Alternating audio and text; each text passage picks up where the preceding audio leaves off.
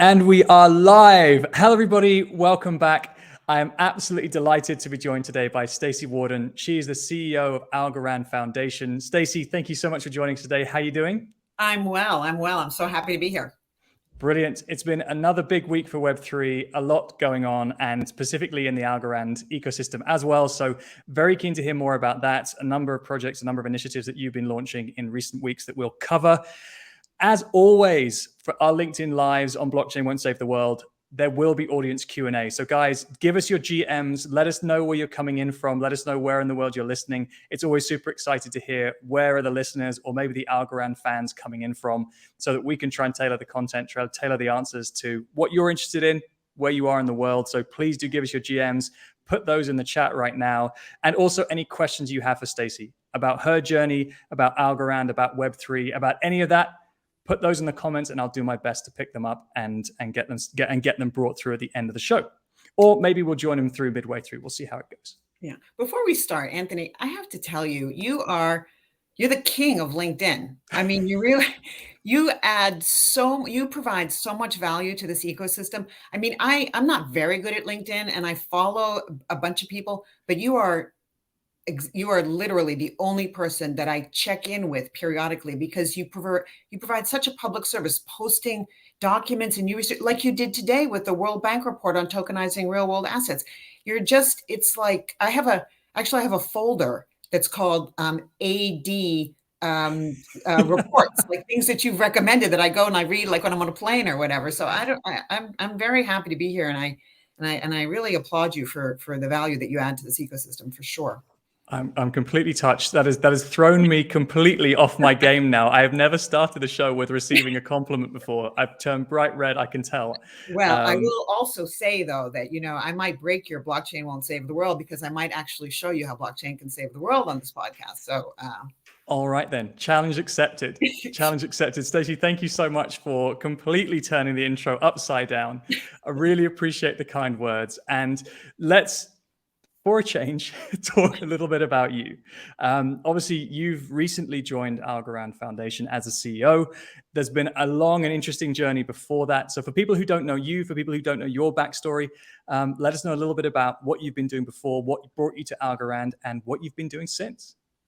Okay, so I have been in traditional finance for a long time, but it has always mostly been about financial inclusion and access to capital. And I've done a lot of work in developing countries and emerging markets and with underserved communities because I really believe in the fundamental value proposition of finance. And that fundamental value proposition of finance is that if households have good outlets for their savings, they don't just have to keep them in bank accounts. They can actually use capital markets to fund the real world economy. Then good entrepreneurs with great ideas will be able to grow their businesses. Those businesses will be able to hire more people and pay them better wages. And then those excess savings will trickle back into households, and households will then, this cycle will repeat. So I believe fundamentally in that. And I was at JP Morgan for a number of years. And then I moved to the Milken Institute, which is a finance policy shop in DC. And I ran the Center for Financial Markets and then the Center for Global Market Development. And I was doing this partnership with the National Institute for the Press to train the press on different topics. And it was a really good gig for me because I would just bring in an expert, every week, and I would like do a little intro and, serve them lunch. And they requested in 2013, this was to learn about Bitcoin. And I couldn't find an expert. And I was curious myself, so I have kind of an interesting origin story in that I learned about Bitcoin because I had to teach it. I had like 2 weeks to learn it. And so I kind of locked myself in my house and I was listening to podcasts in Germany and stuff, like trying to figure out and I just kind of fell in love. And I thought it was the answer, or at least a part of the answer. And that's not true. It's not quite fit for purpose in the way that I hoped it could be, but the space has, of course, evolved considerably since 2013. But I had that feeling like, okay, then, and so I kept it as, like a side hustle over the years. And then I was headhunted to be on the board of the Algorand Foundation. I was also on the board of the Global Blockchain Business Council at the time, and I wasn't, steeped in it every day, but I was around the ecosystem and I had not heard of Algorand. And that kind of surprised me And so I had to do, and when you agree to join a board, you are really giving your name and your reputation and your Rolodex, and you're going to be helpful. And so I needed to do that same deep dive. And I had, for the first time since 2013, that same feeling like, oh, now this one could be it. This could be part of the answer for financial inclusion and the creator economy and all the kinds of things that we care about, that you talk about on your podcast. So I was on the board, and then they made me the CEO at the beginning of last year, and that was it was quite a ride, I would say, to quite a year in crypto to be the to be first time CEO. But we're through it, and we're building and getting stronger, and looking forward to the turnaround in the whole ecosystem for sure, though. Brilliant intro, brilliant start. A number of different things to pick up on there. I mean, that finance, and I think a lot of the early use cases around Web3 have revolved around finance, or making access to finance or liquidity or capital more easy, more global, more borderless, because in some corners of the world that system is unavailable, or in other corners of the world it's broken or inefficient. So allowing capital to flow to people who need it, can't argue with that as a use case. Early shot fired that Bitcoin doesn't solve everything, but without Bitcoin we wouldn't be here, and so we do have to show some love and 100%, some gratitude. 100%, yeah, 100%. And then it's I don't know if it's a common route from board to CEO, but again, to have parachuted in at probably the most interesting time in Web3, Yeah. I think, in terms of the established potential, the identification, actually the pressure testing in the last 12 months, and we'll talk about this, of some of the most important interfaces between Web 2 and Web 3, or I guess some of the more traditionally capitalistic Web 2 corners of Web 3 have been put to the sword and found wanting. And so really interested in your take on that. And then Algorand. And so this is something that you've taken on as your challenge. This is something that you see potential in. What do you see that it takes to scale a blockchain protocol, especially like Algorand? What I'm really interested in on this show is the kind of the objective voices, or the passions or the visions of people who are actually responsible for doing this on a day-to-day basis. So I'd love your thoughts on what does it really take? Well, first, I think there's probably 3 or 4 things, maybe 4 or 5 things. First, you have to have technology that can scale. So if your tech can't scale, you can't grow your ecosystem. And so Algorand famously is both very fast, it has very high throughput, and it has a very sort of light touch environmental footprint, but it can scale. And it is written in a language that can scale. It is not written in Solidity. It is written in a language that can grow as big as you can become without incurring fees on the network, is what I mean. Second, I think there's a saying in finance, which is that liquidity begets liquidity. And so you need to generate that momentum in the ecosystem. And I refer to us as Planet Algorand. And so you need to try to get Planet Algorand to be as big as possible. And people will come and fly their spaceships over to Planet Algorand if they see a lot of light there and a lot of things going on. And then, because I run the foundation, you have to think a little bit about what is the foundation's role in that, in growing that planet. And I think first and foremost, we have to make the roads and the infrastructure of Planet Algorand, and not to torture this analogy too much, but to make those as well functioning as possible, right? So that you can, and one of the most important ways to do that is to make developer tooling very easy, make it very easy for developers to be on Algorand. We are on track to be in completely a Python-based developer environment. So everybody that knows Python can now easily build on Algorand. You then have to make sure that I'm sorry to keep doing this, but that the citizens of Planet Algorand are happy, right? And they're well cared for. And for that, we think of this as a funnel, right? So we start talking, we have a big university program, and we have a dedicated student coordinator. So we try to get them when they're young. And then you have a funnel, which is typical of a lot of layer ones.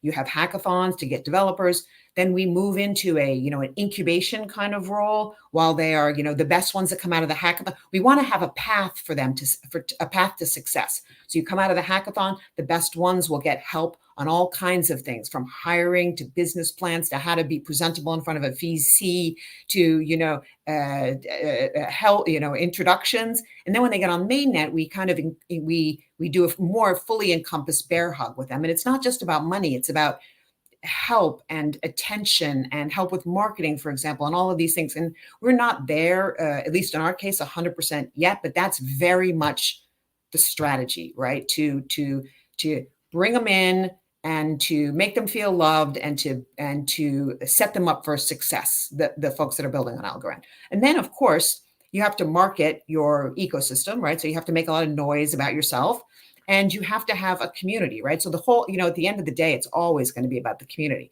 So you have to have a vibrant and expanding community. And all of those things take nurturing and caring and feeding, which is the job of the foundation. And at the end, you're turning over the governance of all of this to the developers and the community. So the idea of the foundation is that you get all of this infrastructure set up, and then you start taking more and more and more of a back role as your governance structures get more embedded and stronger, and people and kind of the harder infrastructure type heavy lifting is done. Really nice summary. And anybody who spent a little bit of time in Web3 knows, like you said, it's about the community. We're creating platforms or ecosystems, or in your case, planets, in which we need to create the flywheel effect of continually bringing in new users, new developers, new projects, new capital, and every one of those different corners of the flywheel. I realize a wheel doesn't have corners. I've butchered my analogy now, but each of those constituents who contribute to the flywheel have different drivers or have different requirements or speak very different languages, globally and in terms of technical language at the same time. And so that's a good point. It's really great to be able to hear the elaboration on all of those things, and that it's not just about throwing money at the ecosystem. Because I think we've been fairly criticized as an industry on saying, as long as we sort of throw tokens out there, the tokens will continue to go up, the value will go up, the TVL will go up, and that equals ecosystem. Right. And that's clearly not a sustainable way of building a blockchain ecosystem or a planet. Right. Exactly. So I mentioned at the beginning, to talk to each other as well, right? So you need to be able to, we are working quite hard on the ability to, port liquidity back and forth through, we call them state-proof bridges, right? Which can kind of mint and burn from one chain to the other just by smart contract without having to have a consensus-based bridge. And then also that you can deploy apps that you build on a larger planet, like Planet Ethereum, that they can actually deploy on Algorand and take advantage of some of the things that are good about Algorand in terms of low fees and immediate settlement and no latency, et cetera, et cetera.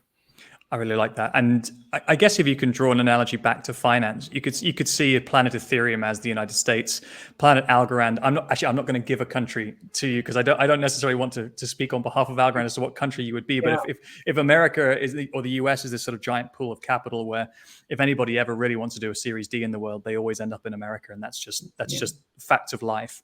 And then you've got kind of another country somewhere else in the world. Slovakia. Yes, there we go. Staci or Silvioakia. Silvioakia. So you have this country here which has a pool of capital, which you would love to be able to pool some of the kind of US hedge funds and VCs and capital into that organization. But at the moment, we're broken by country borders, regulatory borders, language borders, applications, processes, etc. If all it took was a smart contract to be able to attract all of that liquidity over, life would become much simpler. Capital could flow more quickly. And it's not necessarily about taking money away from one ecosystem or another. It's just about applying capital to projects that have got great potential for growth. Right. Have I got that right? Yeah, 100%. Got you. And so, useful finance analogies here. I'm kind of, when I've got somebody who's got such a strong financial background as yours on the show, I try to make sure that I'm testing my analogies for robustness as well. Because I haven't got a long capital markets background. I've consulted, I've built products for banks, I've worked in banks, but certainly I need to just make sure that I've got all the wiring correct. Yeah. So far, so good. So far, so good. We talked about that some of the interfaces with Web3 had been put to the sword in the last 12 months. And if you look at FTX, Luna, 3 Arrows Capital, some of the components of the centralized exchanges that are the on-ramps for many to using cryptocurrencies or to accessing tokens that can then be used on these planets or on these ecosystems. The venture capital organizations that allocate funding into Web3 that support projects that bring capital from the outside but that do not always necessarily act as ethically as they might. And then some of the new or nova financial products like Luna, that was intended to be an algorithmic stablecoin that was able to kind of make sure that we could store value when we're moving capital around without losing it through volatility in cryptocurrencies or tokens. Anchored by something literally called Anchor, just to make it easy for everybody to get the point, right? Exactly. There you go. So all of these have been tested and found wanting. When you look at your ecosystem, when you look at Algorand, and when you look at Web3 more broadly, what is some of the kind of lessons that you've learned from the last kind of 12 months and in your stay as a CEO? And what does that mean for what we do next, or in terms of the imperatives of Web3 to scale in the way that we believe it can? Yeah, I mean, where I think you can get in trouble is if you're in the middle of two things and you're pretending to be both, depending on what your audience is. And so these kind of CeFi type players. I mean, look, FTX was pure just fraud, run of the mill, alleged fraud, has really nothing to do with crypto whatsoever. And the Terra Luna is a little bit of, if it's too good to be true, it's probably not true kind of thing. So, but these organizations, it's like the Celsius and these lending protocols, these centralized lending protocols, for example, and everything that kind of most of the things went bust this year, they are not decentralized finance, but they are very crypto adjacent. So we're able to use kind of crypto type words to make people think that they were, in crypto, right? And at the same time, they used words, this is your vocabulary word of the day, everybody, skeuomorphic type words that were banking words. So they used words like yield, right, and APY, that in a banking and a regulatory context, those mean things. And custody means your assets are segregated, not pooled, right? So they led customers to believe by bank type words that they were bank-like, and led crypto types to believe that they were crypto. And in that middle ground is where all of the pain happened. Now, over in DeFi pretty much performed exactly as advertised, right? So you have to over-collateralize your positions, creditors are made whole, your broker doesn't call you and you say, oh, I'm on the golf course, gonna have a few more days, and oh yeah, our kids went to school together, don't worry about it. Like, those smart contracts execute, your collateral is called, and it's over, right? And that is how it was advertised, and that is how it performed. And so the DeFi protocols didn't get in particular trouble during these. So as I looked at this a bit from afar, I became a bit more convinced of the value proposition for DeFi. Now, it's not a value proposition for all things, of course, but it, what we need is just clarity around who's saying what and who's pretending, to be what exactly. I like that, and shout to skeuomorphic. I'm not going to try and type that out in the chat, but I do believe it's also one of my good friends, Mauricio Magaldi's one of his favorite metaverse related words as well. So it's he uses it more in the context of creating something in the virtual world that has no right to be there, like ceilings and roofs, right, or that are not necessarily required to be there. Because exactly, it's a nod to, it's like the first iPod that had, the bookstore had little books on shelves, right? Because it looks like should look like books. It's kind of the gateway into virtualization. It was too much to just jump straight there, but I'm with you. And again, I think the misdemeanors of those in finance who clearly were not acting ethically, or who had not appropriately designed sophisticated financial products with the rigor that maybe a lot of the centralized finance or traditional finance industry now knows how to. I mean, that's a big part of the challenge of the broader Web3. We've got people who are incredibly innovative, incredibly creative, who have taken this technology and built transformative things with them, right, but have not had a 30-year career in finance, or have not had 20 years of regulatory oversight, and I think many of them will be grateful for that. But at the same time, who's coaching these particular teams to make sure that they're doing sufficient diligence, or who's coaching these teams to make sure that they have plan Bs, that they have enough backstop, or they have enough collateral, and so on? Where does the good practice and mentoring come from for people who are, in their early 20s and creating global financial products? I agree with you, but I will also point out that there's nobody in traditional finance right now below the age of 30 that has any idea how to operate in a rising interest rate environment. So it's not just about crypto. It's like the world is changing for everybody. And you can see the collateral damage that's already occurred with some of these risk management ideas, which were to hold, very safe government bonds at very low yielding interest rates. And you get trapped, right? So finance is, it's not for the weak of heart. Shorthand on that one. Finance is hard. Yeah, finance is hard. and as I regularly say on these shows, is blockchain needs a lot more lawyers. Maybe it also needs more financiers, or at least experienced financial voices who can help us think through scenarios of how the future may play out to make sure we're covered. Yeah. Let's move on to enterprise, because I know enterprise adoption has been a big part of the Algorand story, and very many people from different industries and different corners of the world are starting to come into Web3. There've been something in the order of 300 brands or more, depending on which report you read, have made some sort of attempt to launch or initiate a Web3 blockchain-based program in the last 12 months, which is pretty significant, right? It's not millions. But if I look and say, well, there's 300 organizations that I can then go and learn from. Maybe it was something small. Maybe it wasn't a success. Maybe it was a huge success. Right? You look at the brands like Starbucks and Nike. You look at automotive players like Skoda and Volkswagen.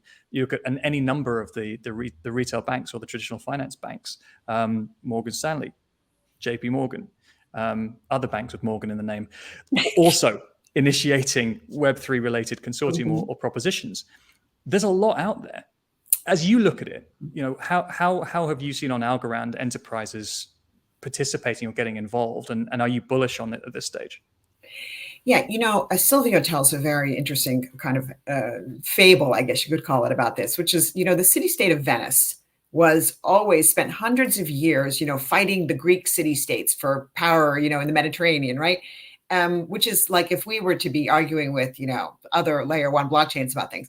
Whereas they could have just looked behind their shoulder, and there's a whole continent of Europe with a ton to do and a ton of land to take over that they basically, ignored for hundreds of years. And so the analogy there is that it's not just a kind of a small crypto ecosystem pie. The juice is going to be in finding these enterprise kinds of solutions and banking solutions, because, blockchain will not take over banking, but it will continue to make inroads, I think. And one thing that I think really is a sine qua non is that you have to have instant settlement. You have to.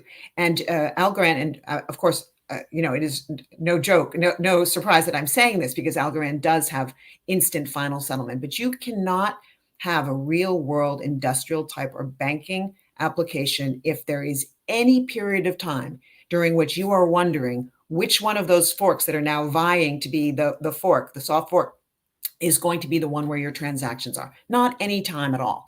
And so on the Algorand blockchain uses something called a Byzantine consensus, which is a different mechanism than Bitcoin or Ethereum or the others use, which in kind of 3 rounds makes you are locked in after 3.7 seconds and sort of 3 rounds of little voting is how the consensus mechanism works. And I think that is going to be required for any kind of industrial application.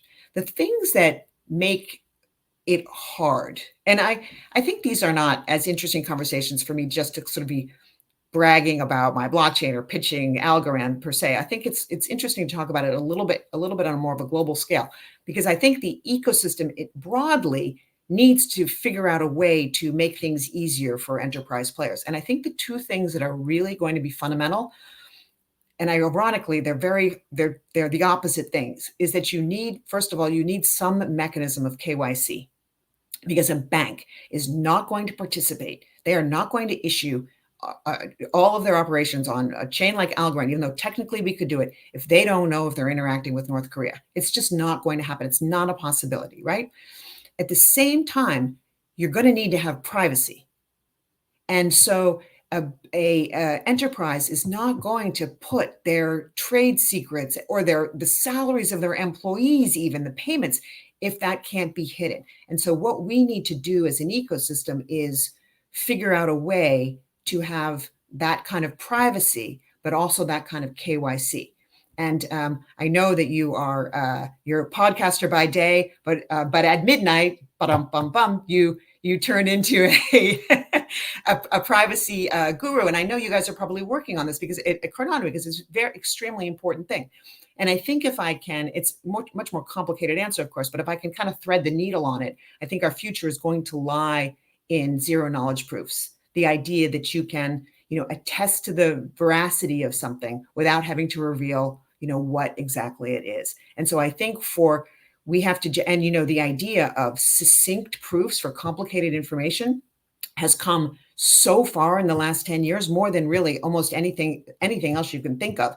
And the idea that they are also can be with a zero knowledge component, that you can demonstrate that something is true without having to reveal what it is this is the path, I think, to total world domination of the industrial sector and banking and real world finance. Yeah.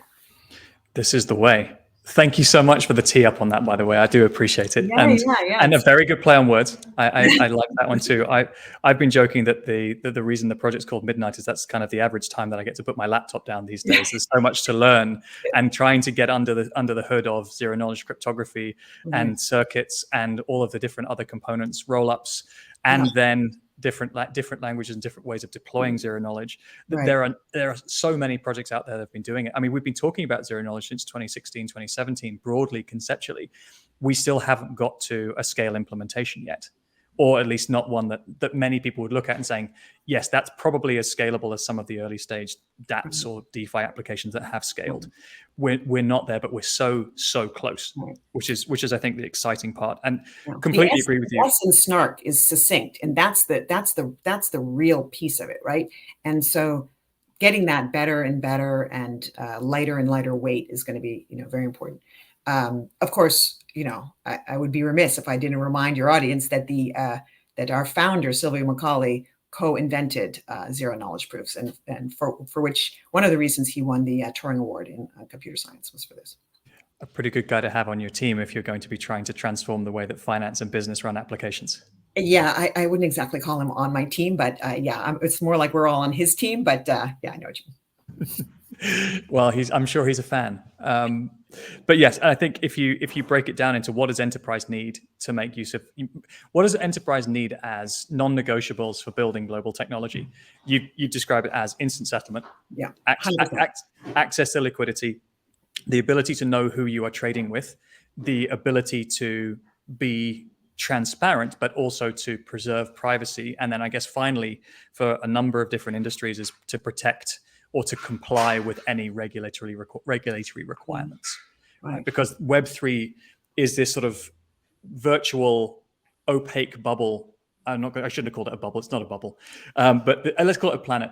It is kind of a planet that is somewhat abstracted away from the kind of the rest of Web 2 and kind of national or industry specific issues and technology. But if we're going to see wider use, we need to back into national jurisdictions and their regulatory bodies, international regulation, whether that be sanctions, whether that be standards, whether that be ISO, a whole bunch of different things. We can't necessarily rely on existing in complete separation, because I don't think that's realistic.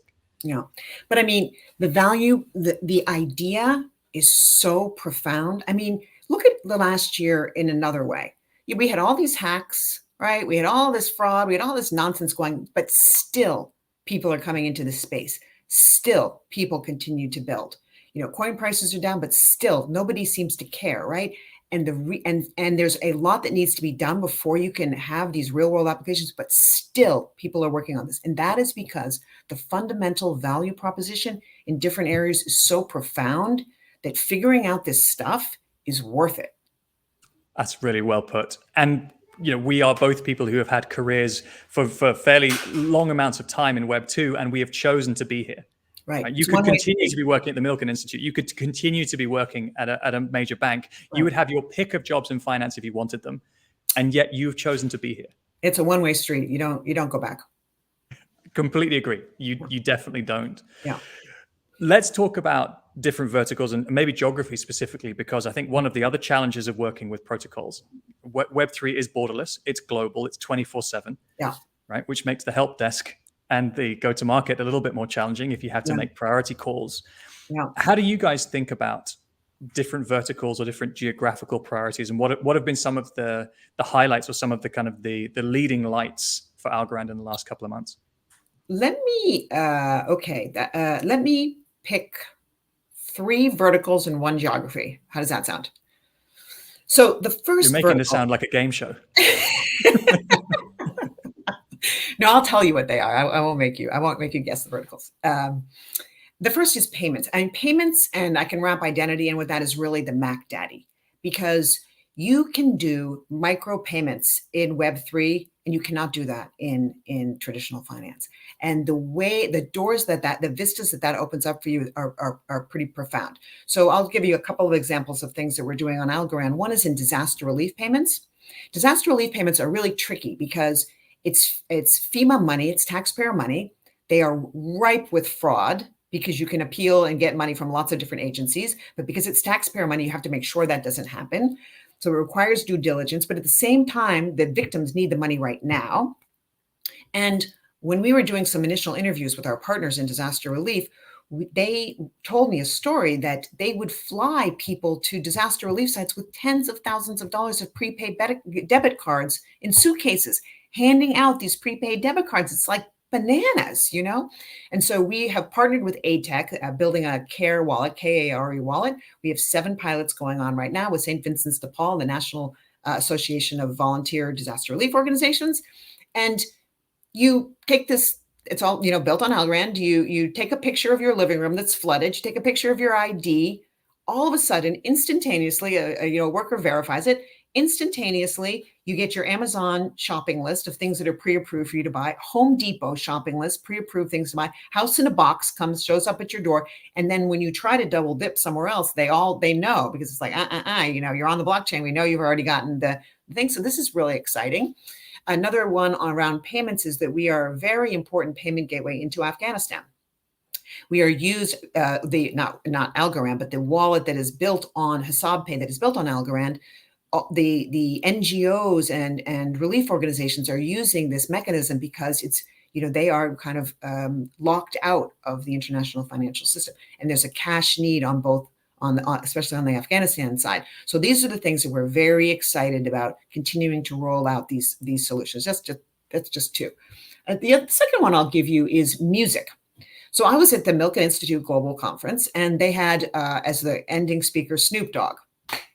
I really recommend that you watch this because he's just so fantastic. I've watched it, and his explanation of the metaverse alone was brilliant. But please continue. No, and his rant about streaming, that was the really important one. Like, okay, I used to know when any album of mine got sold, and I used to get the money for every time an album got sold. I knew how many albums were sold, so I knew how much money I was going to get. It was very easy. He says, now the streaming, and he said out to the audience, who's in charge of streaming? Nobody has any idea how many times you're playing my song. How come I'm not getting paid? How come there's no transparency? This is one of the biggest performers in the world, right? And he is complaining because he has no line of sight into how he is being used and whether or not he's being compensated for it, right?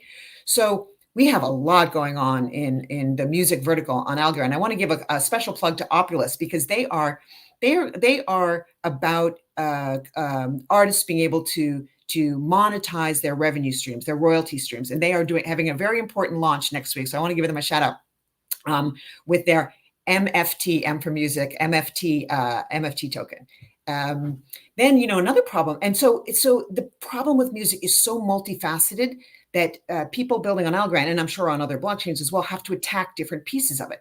Another really great protocol built on Algorand is Dequency. So they're in the music licensing business, and music licensing is just like this complete tangle of stuff. But they said, in the metaverse, at least, where it's all digital, we can cut out all the middlemen in licensing. So immediately now you get this guy. Can I license your work? Yeah, I have the work. Oh yeah, here's the money. Da, da, da, da, da. And in a metaverse context, they're really like they're the music for the metaverse app. Then of course you may know that Napster is also rebuilding on Algorand, and you can imagine all of the things about that Snoop. I call him Snoop now because we were in the you guys are friends, right? You go way back. We're pretty friendly now. When they figure out their tokenomics, you can imagine all of that stuff that can be monetized, right? and for creators. And this is really important, this creator economy part of Web3. I really like that. And the Napster one is important for, I think, for a number of reasons. If you look at trying to Snoop's problem, or I call him Snoop too, Snoop's problem with the transparency around the data is that to be able to understand the royalties that you are due on a music platform like Spotify or Apple, you need to understand what is your percentage of the total streams. And so then you are required to trust the number of total streams that the platform provides you. And that is a black box. They definitely don't want to tell you or give you any of the data because that's proprietary. That's their IP. That's their data. It's also data relating to other people's products and music. And so they may not be allowed to up to a point. And so we've got a challenge with being able to increase the transparency of those players who might not wish the transparency to happen.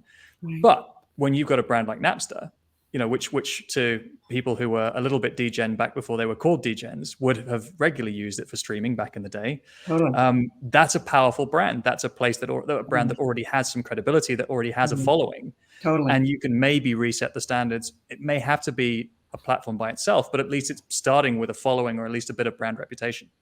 Yeah, and also, the irony is, right, that they were not always that super artist friendly, right? It was like stealing music in the very, very early days. And so now to reemerge in Web3 as the way to make sure that, and then the whole AI piece too, right? So Opulus, it's music as an asset class, I guess is probably the one with them. But now using AI to kind of help artists determine what their likely royalties might be as well, very important. So all of these technologies kind of come together, right? And then the third one I'll say, because it gets a lot of attention now because it's such a good use case, is prop tech.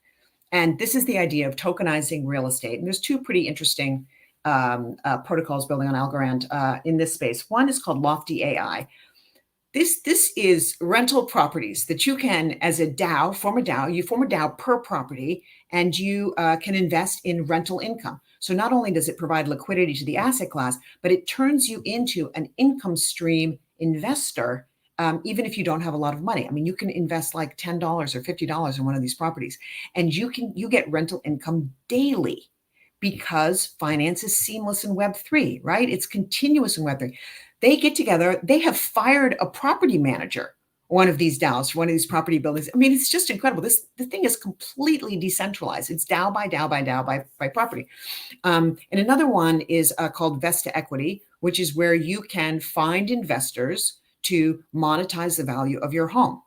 So you are a property owner and you have built up equity above the bank loan that you've taken out, and you can now sell equity so that you can share the upside of your home appreciation or the downside with other investors without having to refinance or go back to your bank, right? So this is also, these are, I could, I always get a little bit in trouble for not talking about other things, but these are the ones that I think are three pretty interesting verticals to talk about today. No, that's great. And obviously you're not allowed to have favorites, but they demonstrate nicely some of the problems, right? So the music example talks about the challenges of platforms and lack of transparency. The Lofty example I really like because it's, like you said, bringing liquidity into an asset class, digitizing or creating an investment vehicle, which is open to anybody, and for minuscule or unlimitedly small amounts of investment capital should you wish to, because the structure of being able to feed into that DAO is so simple. The ability to understand what's there is so simple, and it's all very, very transparent. My question from a regulatory standpoint for them, and I'm not going to ask you to answer it, but my immediate question, my thought is there: are you creating a security in that you are investing in a property as an asset, and then as a result, regulatory compliance needs to be part of the story? That's not a barrier per se, but it's something that I'm sure the guys will have thought about or will need to have thought about. Well, the other interesting regulatory thing for them is that they are also on-ramps, because you can use your credit card, and then once you're in Lofty, you can switch into USDCA and then get into DeFi if you want. Now, they can't do that at scale for regulatory reasons, but it's quite interesting how this connectivity back to the fiat economy works in kind of unexpected ways sometimes. Very good, very exciting. And how about geographies? So we've had our 3 use cases. Yes. So so geographies, we are very bullish on India. So India is probably going to be the fastest growing economy this year. It will be one of the fastest growing economies for the next 10 years. They have over 1 billion people. And I don't know if you know any stereotypes about India, but there's a lot of developers in India as well. So we hired a very senior person to be Anil Kakani, to be our country head there. And we are attacking this like in 3 different ways, from the developers, and then partnerships with companies in India, and then partnerships at a larger scale in the public sector. So a couple of interesting things going on there with public sector partnerships I'm pretty excited about. But just they're teaching in a couple of different universities. We've done a hackathon and a pitch competition in India. We're going to do an impact summit at the end of the year in India.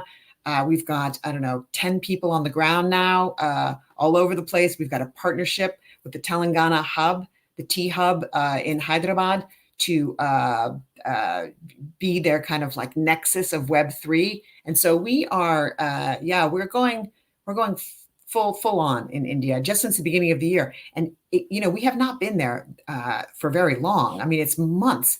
And if you look at our most recent wallet downloads, 85% of them are from India. It's crazy. That's big. Yeah. That's big. Yeah. I tell everybody else, you gotta get going. India's crushing. For sure. Yeah. I mean, if you think about, where is one of the world's hubs of Python developers or Python training, for example, I was lucky enough to put together a dedicated show midway through last year, specifically focused on the Web3 origins of India specifically. Oh. And so we covered off public sector, academia, some of the different consortia and communities. And at the time, there was a little bit of regulatory concern overshadowing the government's or national position around cryptocurrencies and digital assets. That's clearer now. I don't think the path is 100% clear, but it's clearer. And then, like you said, this is one of the biggest engines of software development in the world. And if you can tap into that, that's enormous. And also growth of the middle class. I mean, just pure macro, right? Growth of the middle class in India, and very savvy, and a country that takes education very seriously, speaks English. Yeah.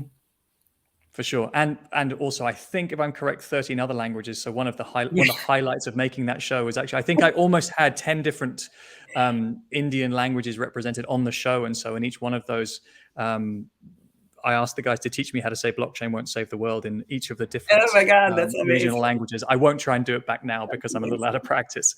But that was, if anybody who does have an interest, please do go back to that episode, because it's one of the most colorful, one of the most interesting episodes or shows that we've ever done.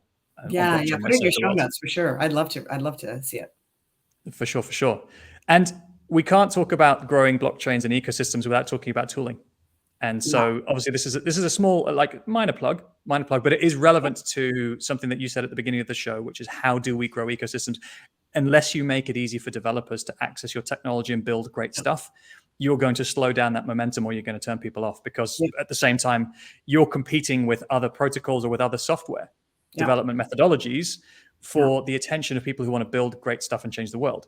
Yeah. And so how are you thinking about that at this time? Python. I got a one-word answer for you, Python. You're going to be able to just develop in Python. We released AlgoKit 1.0 just a couple months ago, and it had a lot of stuff in it that developers care about in order to make the developer experience a bit more fun and easier. But we are just full steam ahead with our partners. I want to give a shout out to our partners, MakerX.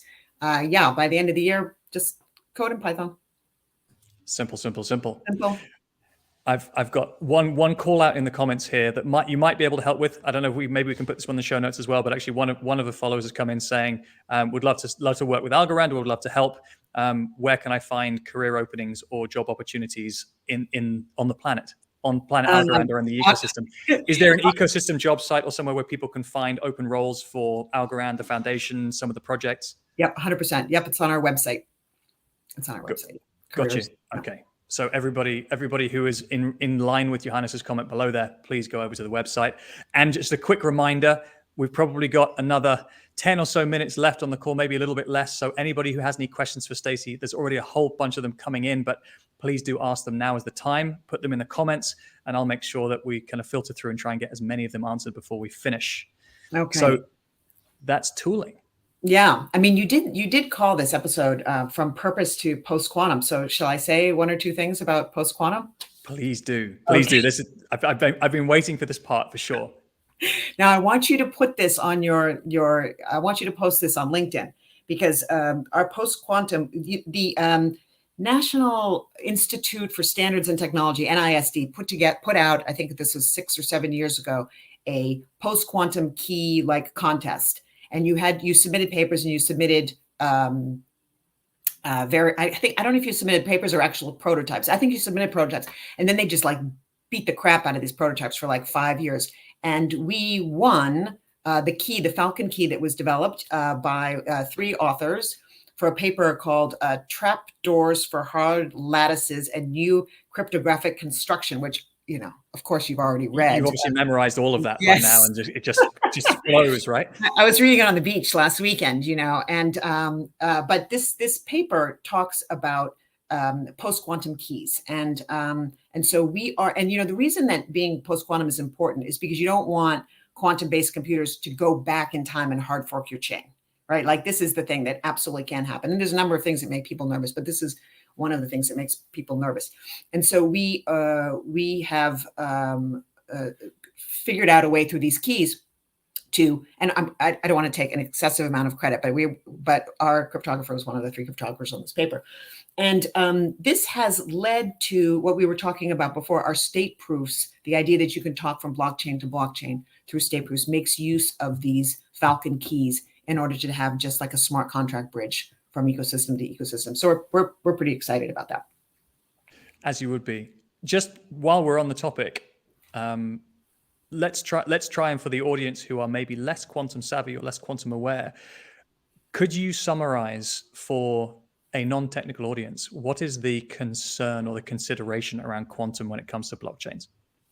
I think basically that a lot of cryptography, so the concern with quantum generally is that cryptography is based on the fact that it just is too hard and too expensive and takes too much time to break. And so quantum computers, because they can kind of parallel process, they can maybe cut down that time and cut down that energy and just make it more easy. The part with messaging, and if I say the 3 or 4 sentences that I understand on this, you have to promise not to ask me any follow-up questions, because I will This is the last question. This is the last question, I promise. Okay. So you, in a kind of a lattice-based signature scheme, a message can select among a number of different signatures. And the idea is that the message can pick a signature without revealing any information about the signing key. And so when you pick a signature, you reveal some information about the signing key, and this in a Falcon key, you don't reveal any of that information. And that is the key to how this thing works. But again, you promised me no deep follow-up questions, because I just want to know why it's called Falcon. Because it's cool. Because it's cool. I'm trying to figure out, was it a nod to a restaurant that somebody ate in? Does somebody have a pet falcon? Is the inventor called Falcon? Is it a nod to the Millennium Falcon? Maybe we'll never know. We may never know. We may never know. So with a couple of minutes left, Staci, if it's okay, we're going to go and jump to the Q&A part of the show. We do have some, like, I've got so many questions here. Actually, the first one I do want to pull up. It's less a question, but more specifically a comment from Marianne. Yes, regarding the point you made around the rising interest rate environment. She says her gray hair was earned on Wall Street, and understanding the financial plumbing and regulation is critical in order to implement within the current financial ecosystem. So some support certainly on that. Yeah. Nice to hear. And Marianne, thank you so much for the comment, for the question. Let's see if we can pick another one here, specifically around tools for non-developers. I'm not going to put the whole question up here because it's quite long, but obviously there's a lot of focus from your side on Python as a language and being able to make it simple for those people who understand how to program Python to work with Algorand, build smart contracts, build applications. Has there been any consideration of tooling for non-developers? So I think SDKs and kind of no-code or low-code solutions are becoming increasingly popular. Is that an area of your ecosystem that you're looking to grow out? Yeah, 100%. And I do want to give a real shout out to our CTO, John Woods, who, the brainiac. I don't know if you know where he came from, but I'll just. He has an excellent pedigree. He does have an excellent pedigree, exactly. But the brainiacs over at Algorand Inc. that kind of built the core blockchain, they in a way didn't really care how easy it was to develop. They had a very, Solidity is a little bit of language that you kind of program Facebook on, and Teal is a language that you fly airplanes in. It's not very forgiving for mistakes. It's very efficient, but it's not fun in the same way because it forces you to be efficient, basically. And so John Woods said, if nobody wants to build on it and nobody really understands, then we're not going to get developers. And so he has really, and in record time, has delivered this first version of the Algo Kit, which has things like debuggers and compilers and all of that kind of stuff that was hard to do at first. And so then as we roll out a full Python environment this year, we're going to also be able to layer on these kind of no code type tools, right? To make it as friendly and as fun. And he keeps talking about making it fun as well. So yeah, 100%. But you can build an NFT quite easily now. We have a lot of folks that make minting NFTs just very, very straightforward. Yeah, and I think that's on the hierarchy of, it must be functional, it must be compatible, it must be integratable, it must be easy, it must be fun. Aiming for fun, I think, is a really good place to go. And shout out John for the work that he's doing, and we wish him well. Yeah. With 1 minute to go, and we've gone very close, we'll try and put maybe put some responses to some of the other comments that have come in from the audience in the actual LinkedIn chat as well, because there have been many, and sorry we didn't get to all of them. My last question, or the last question I'd love to hear from you, Staci, is what is your advice to anybody building with blockchain these days, whether it be enterprise, Web 2, Web 3? If you had one piece of advice to give anyone building today, what would it be? It's the same advice I would give to anybody, blockchain or not blockchain. Make sure you have product market fit. The days of easy internet money are over. Blockchain is very interesting. So if you're a very smart technologist, you'd be like, oh, I might try to figure out this interesting problem or build, and then I'll get money from the foundation, and it'll be good. And I can, no. You need to have a business, and you need to have product market fit. You need to think about it. Like, are you going to be able to raise money for the next round? Do you have a sustainable idea? Is there a customer base for you? And that is my advice to everybody in Web3. Absolutely love that. You heard it here first. The days of easy internet money are gone. And actually think carefully about what is the problem you're trying to solve. Who are you trying to solve it for? The way I reference it often is that blockchain and the use of Web3 technology is pretty much just another domain of digital transformation. We're using a slightly different version of the internet with slightly different principles and slightly different rules. And in my view, much better technology than we had before, or enhancing technology we didn't have before. And so think about it that way. If there's a user case, if there's a value case, if somebody is prepared to invest behind your idea because it creates value in the world, don't go seeking grants from $50K at a time from protocols and foundations. Seek millions of dollars of funding from VCs and other sources of capital, or crowdfunding even, because your idea is probably that good in the first place. Right. And then the last thing I'll say is, if you want to learn everything that you can about the ecosystem and the different verticals in it, from technical to scoping, follow Anthony Day on LinkedIn, and he will provide them all for you. And on that bombshell, we're going to close the show. Staci, it's been an absolute pleasure. Thank you for having such a fun, enthusiastic, and insightful stay on the show. We wish you very, very well. Wish you and the team well, and have a great rest of your day. Okay, thank you so much. I appreciate being here. Thanks, Staci. All the best. All right, bye.